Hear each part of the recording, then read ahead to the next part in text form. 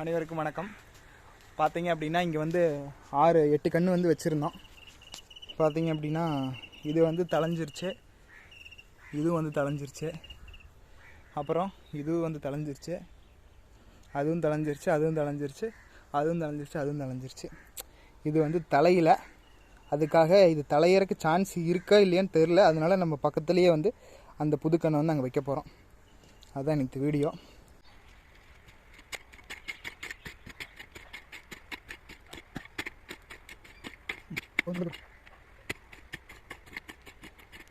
இதில் வந்து பார்த்திங்க அப்படின்னா அந்த பழைய கண்ணில் வேர் வந்துருக்குது, தலையை வந்து சான்ஸ் இருக்குது. இருந்தாலும் நம்ம இந்த புது கன்று வந்து வச்சிடலாம், எதுக்கு ரிஸ்க்குன்னு சொல்லிட்டு இதை வந்து வச்சு முடிச்சிட்டோம் அப்படின்னா ரெண்டும் வந்துடும், ரொம்ப சந்தோஷம். அது இல்லைனாலும் இது வந்து வந்துடும். அவ்வளோதான், இந்த கன்று வந்து வச்சு வந்து முடிச்சாச்சு. அப்புறம் வந்து பார்த்திங்க அப்படின்னா இன்றைக்கி சாயந்தரம் இந்த வாழை சருவில் வந்து சுத்தம் பண்ணி விட்டு வெண்டைக்காய் விதை இருக்குது, கத்திரி நாற்று வந்து விடணும், அப்புறம் பாவக்காயும் வெள்ளரிக்கை விதையும் இருக்குது, அதெல்லாம் வந்து ஊனி விடணும். சொர விதையும் இருக்குது, ஊனி விட்டோம் அப்படின்னா இன்றைக்கி வேலை வந்து முடிஞ்சுது.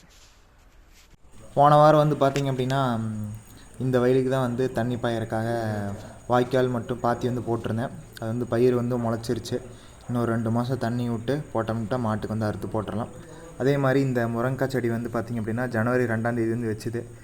எங்கடா இன்னும் தலையவே இல்லையான்னு பார்த்தேன். அப்புறம் பார்த்திங்க அப்படின்னா சைடில் லைட்டாக ஒரே ஒரு முளைப்பு வந்து வந்துருக்குது. பார்த்திங்க அப்படின்னா தளைஞ்சிருச்சு. இது வந்து நல்லா தளைஞ்சி வந்துடும். இன்னொரு செடி வச்சேன், அதுவும் வந்து தளைஞ்சிருச்சு. முருங்காயை வந்து இன்னும் கொஞ்சம் நாளில் நல்லா வந்து வளர ஆரம்பிச்சிடும். அப்புறம் வந்து கீரையெல்லாம் ஒடிச்சு வந்து சாப்பிட ஆரம்பிச்சிடலாம். அதுக்கப்புறம் அந்த வேலையை முடிச்சுட்டு வாழைக்காடு சுத்தம் பண்ணணும்னு காலையில் வந்து சொல்லியிருந்தேன்.